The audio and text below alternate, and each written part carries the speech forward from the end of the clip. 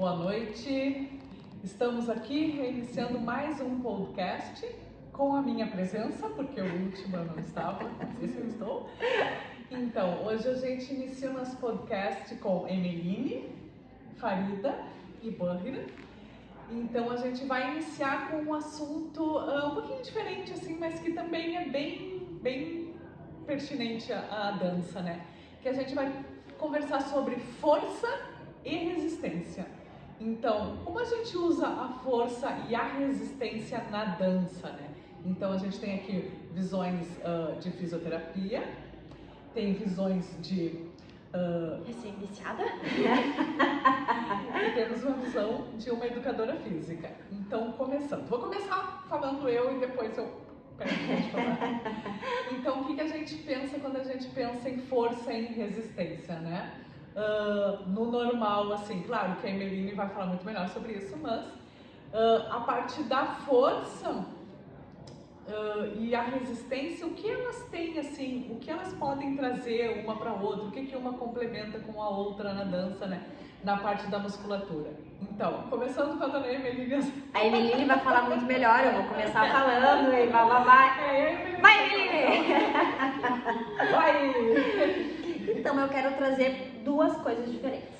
A primeira é um exemplo até, posso me usar como exemplo, né? Que foi no susto mesmo, na necessidade que eu aprendi a colocar a força dentro da dança. Então lá nos primórdios, onde a Farida nem sabia caminhar ainda e a Bahira já era minha aluna, por exemplo, eu sempre sou educadora física, né, sou personal, e eu sempre fui do treino, sempre fui de treinar pesado, tudo. Só que lá naquela época, não interessa quando, né, gente? Lá naquela época, eu treinava muito pesado e não colocava essa... Lembra dessa época que eu ia fazer efeito rodinha e pet, que eu era... Não lembra? Tá bom, tudo bem. A Bahira não lembra. Você fez efeito rodinha bem, não? Mas tá, tudo bem, eu sei, tá? Então... Eu lembro de uma época só que o efeito rodinha era um pouquinho mais mas né? Na época que eu era, tipo, tava mais... Tá, mas isso há pouco tempo agora, não lá nos primórdios, quando tu tava porque tu treinando. não lembra. Ah, na época que eu fui atleta, que tem a ver também. Eu tava... Até tu mesmo comentava, né? Meu Deus, como eu tô pesada. Mas aí tá, né? Tá pesado. É que pra quem mas não sabe... Mas esses primórdios que ela fala, o efeito rodinha dela era perfeito, sempre foi, tá? Mas pra quem não sabe, só pra Bahira, pra encaixar vocês aqui, eu fui atleta de fisiculturismo por 2 anos. Então foi um período bem diferente da minha vida também. Foi um período bem diferente da minha vida, onde eu treinava realmente muito pesado e ali eu confirmei a necessidade de trabalharmos a força de uma maneira útil na dança. Como assim? Pra quem não sabe, tô só no pra quem não sabe, só nos hashtag TBT hoje, né? Lá na minha monografia lá da graduação, eu fiz avaliação das valências, né, em todas as escolas de Porto Alegre. Então, foram avaliadas a força, a flexibilidade, para ver como é que a pessoa pode mudar na dança e qual a influência das atividades externas dela. E uma das coisas que foram concluídas, isso, né, já testei 2 vezes depois, até porque há pouco tempo eu era atleta, quando a gente é muito forte, força que eu digo, bem muito forte assim, mas tipo, um pouquinho mais desenvolvida, por exemplo, da musculação, e tu não faz esse trabalho em paralelo da flexibilidade ou dessa força ser útil aqui na dança, atrapalha muito. E tu não tem a resistência, tá? Mas vamos supor, como é que tem as coxas desse tamanho e não consegue aguentar 2 minutos de tremida? Se manifestou aqui, eu vou falar de ti, não te preocupa. Farida se manifestando pra quem tá escutando, tá? Porque tu tem aquela força X para aquela execução, mas isso não tem nada a ver com o teu movimento de dança. Então, por mais forte que tu seja da musculação, falando num trabalho de hipertrofia, né? Tu precisa trabalhar essa força de uma maneira inteligente, porque, eu sempre brinco, tu pode ser grande, mas se tu não tiver uma força inteligente, falando na questão da dança, né? Essa tua força, essa tua coxa gigante, esses teus braços fortes não vão adiantar de nada. Porque tu vai pegar um índice e vai parecer que tá brigando com ele, né? Tu não vai ter, meu ombro é forte, eu vou segurar o instrumento. Não vai conseguir, não vai ficar bonito. Tem que trabalhar leveza, tem que trabalhar flexibilidade, tem que trabalhar amplitude. E aqui a dona Farida Oza, que estava se manifestando, justamente por isso. Antes aqui, quando nós estávamos, né, fazendo os tópicos do podcast. Sim, sou um caso vivo disso. A Farida é um outro exemplo, porque uns colchão forte e agora, depois de 300 anos de dança, que aprendeu a usar a força dos colchão dela para fazer uma tremida que dure. Porque era tanta massa que dava 1 minuto e já tava lá. Não Na dava musculação levanta 100 quilos, chega na dança não aguenta 1 minuto. Exatamente. Não, e é parecido com aquele outro que a gente falou da panturrilha, né? É verdade, a panturrilha mesma forte, coisa. e aí não consegue ficar numa meia ponta, não consegue resistir. Exatamente. Que é exatamente o mesmo caos. A resistência. A força. A força útil, A né? resistência. Exatamente. Então, assim como é muito ruim tu ter flacidez muscular, né? Não te atrapalha na dança, daí pode acabar machucando a articulação, enfim. Ser forte demais sem ter sido paralelamente trabalhado com a dança também prejudica, né? Porque tu fica pesada. Exatamente o que a dona Burger estava falando de mim antes, entendeu? Que eu fiquei um pouco pesado, porque eu era um pouco grande, não um pouco pesado. Aí eu reparei que, porque nessa época eu tava rebelde, vou contar. E eu não treinava dança mesmo, tá? Só queria saber de musculação e bumbum na nuca. E ali, quando eu resolvi, né, não, vamos voltar pra dança, treinar direito. E ali eu reparei que o problema não é a musculação. O problema é o que eu faço com a musculação, né? Então ali eu aprendi que não, tem que caminhar junto. Não interessa o tamanho das coxas da bunda, interessa como na dança tu vai colocar essa força. Que tu pode utilizar. Exatamente. E o contrário também serve, né? Às vezes é muito fraca, tá lá, não consegue fazer um time, não consegue fazer uma coisa, tu vai olhar, tem umas coxinhas desse tamanho, não tem nenhuma força na coxa nem nada. E aí é interessante trazer esse trabalho contrário também, né? Fortalecer essa coxa, trazer uma força útil para essa coxa, para esse glúteo e para essa panturrilha, né? A mesma coisa questão dos superiores. Não consegue fazer, vai fazer um véu, morre de dor nas costas. Usa todo o trapézio aqui lá e não tem uma força nas costas ali, não tem uma força de romboide, trapézio. Porque uma coisa que é muito importante na dança, na verdade, em qualquer esporte de alto rendimento. E querendo ou não, a dança, ainda mais para quem é bailarina profissional, ou pode não ser profissional, mas é quase profissional, porque faz bastante show, assim, enfim, não adianta só dançar. O só dançar, aonde que a pessoa se machuca? Quando ela só dança, quando ela só nada, quando ela só joga vôlei, quando ela só, né? Então, a gente precisa ter um reforço muscular, né? E o que é o reforço muscular? É tu trabalhar a musculatura, tu proteger a articulação. E o que vai te fazer reforço muscular? Ou musculação ou pilates. Né? Então, assim, quem é que vai te dar esse reforço, que vai te preparar? Por quê? São atividades que a gente vai trabalhar isoladamente. Então, vai te dar toda aquela preparação para tu entender como é a biomecânica, para daí quando tu chegar na dança, era assim. Tudo se encaixa.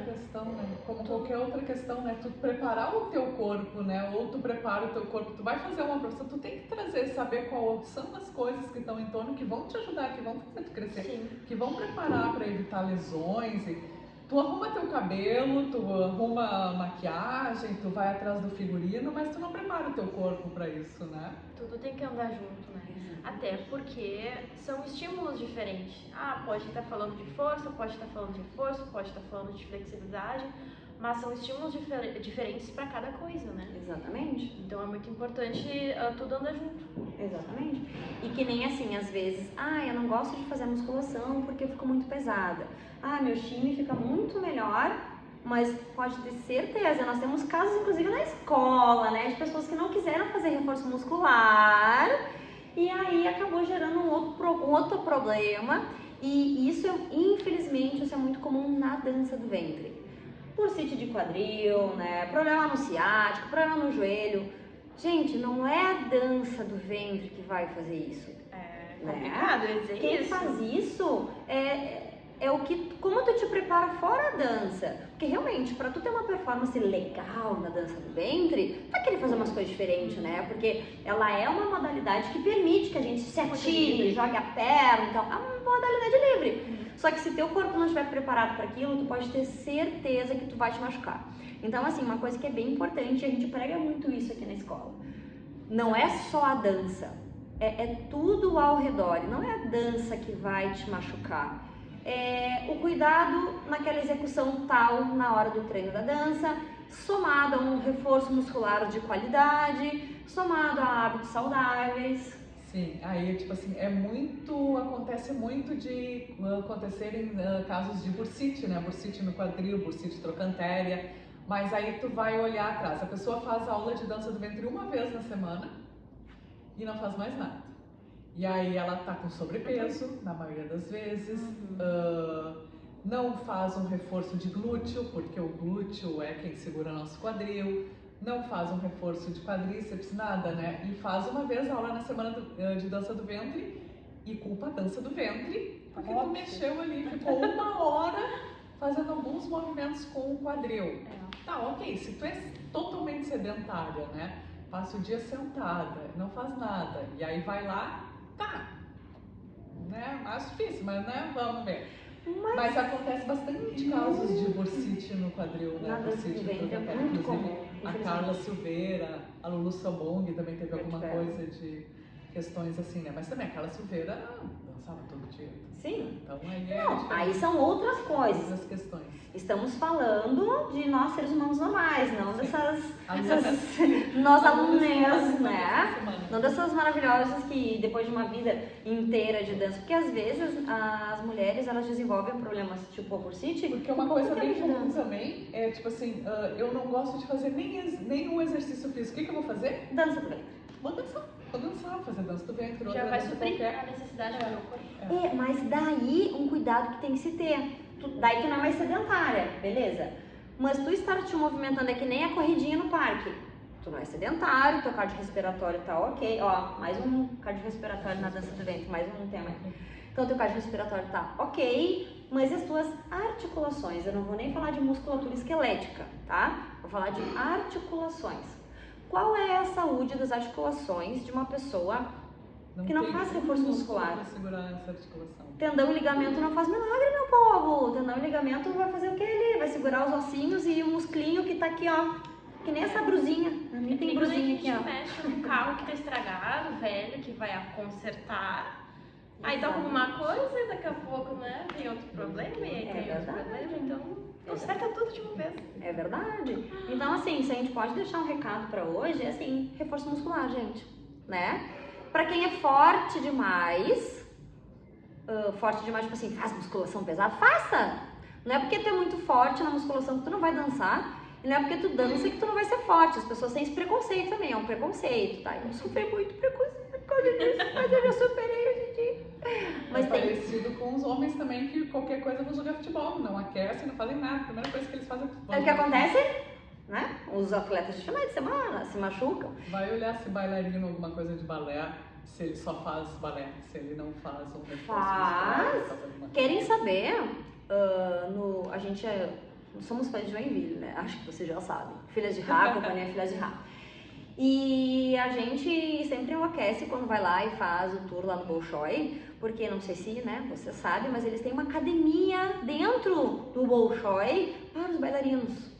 Então eles não ficam lá o dia inteiro só estudando dança e estudando música. Eles têm horário de ir pra musculação. Não tô falando em... Aparece ali no vídeo as teraband, as miniband, não estamos nem... Não, adoro, não tô falando mal, tu sabe que eu gosto.